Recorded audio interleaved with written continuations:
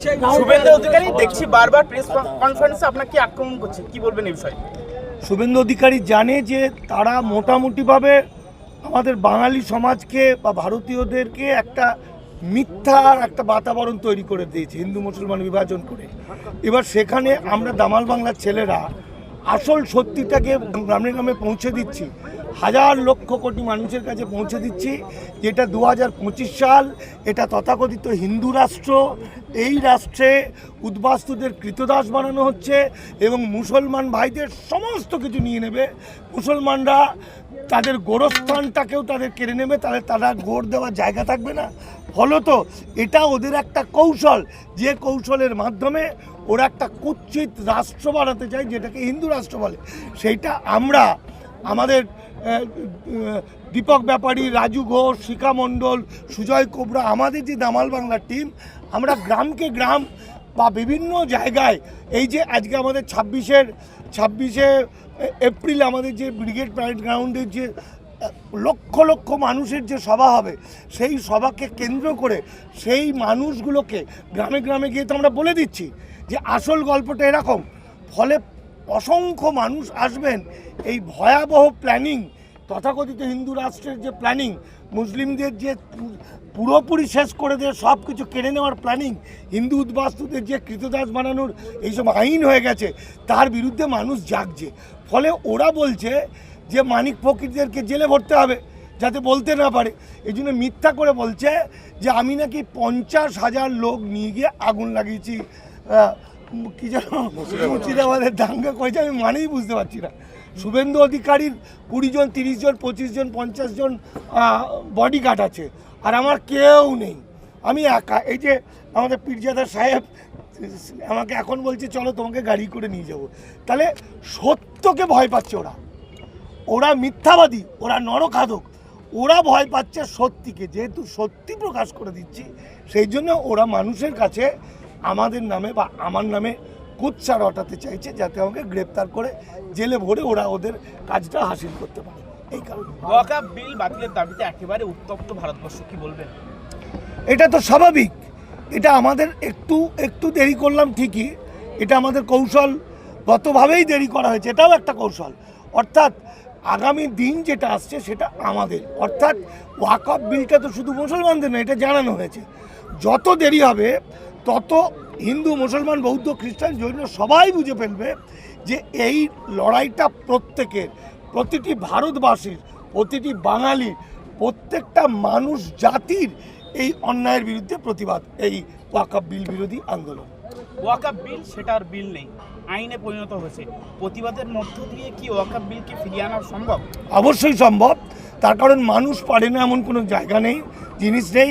কারণ দেশটা জনগণের, দেশটা কতিপয় রাষ্ট্র নেতার নয়, দেশের জনগণ যদি মনে করে, এই যে যেভাবে আজকে তো আমাদের মনে হয় হাজার হাজার লোক এই মাঠে এসেছিল, তাই তো, সেরকম গোটা পশ্চিমবঙ্গ জুড়ে পীরজাদা সাহেবরা যাচ্ছে, সবাই যাচ্ছে।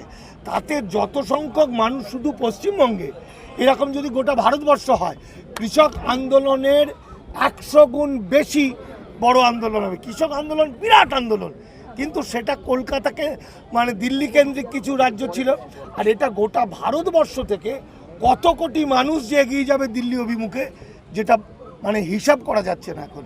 ফলে আমাদের এটা হয় না। এই যে ধর্মনিরপেক্ষ ভারতবর্ষ, সম্রাট অশোকের ভারতবর্ষ, বাবা সাহেব আম্বেদকরের ভারতবর্ষ, রবীন্দ্রনাথ ঠাকুরের ভারতবর্ষ, লালন ফকিরের ভারতবর্ষকে হঠাৎ করে এটা একটা কুৎসিত হিন্দু রাষ্ট্র, হ্যাঁ, এটা কল্পনা করা যায় না, এটা হতে পারে না। তাই ওদের বিজেপির শেষ হয়ে গেল, হিন্দুত্ববাদীদের শেষ, এবার আমাদের শুরু। ওরা 1925 সাল থেকে শুরু করেছিল, ওদের দিন শেষ হয়ে গেল 2025। এবার আমাদের হাতে বল, আমরা ঠিক করবো এই ভারতবর্ষটা কি হবে। অর্থাৎ ভারতবর্ষ চিরকাল যেমন ছিল গণতান্ত্রিক ধর্মনিরপেক্ষ ভারতবর্ষই থাকবে।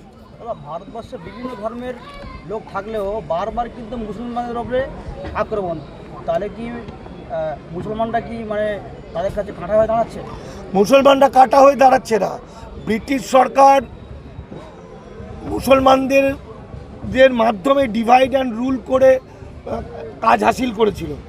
আর একমাত্র মুসলমান সম্প্রদায় ভারতবর্ষের, যারা এই যে ভারতের মূল নিবাসী যে মানুষ, যারা হলো এসসি এসটি ওবিসি, যেসব তথাকথিত নিম্নবর্ণের মানুষ, এদেরকে তো কৃতদাস বানিয়ে রেখেছিল ব্রাহ্মণ্যবাদীরা।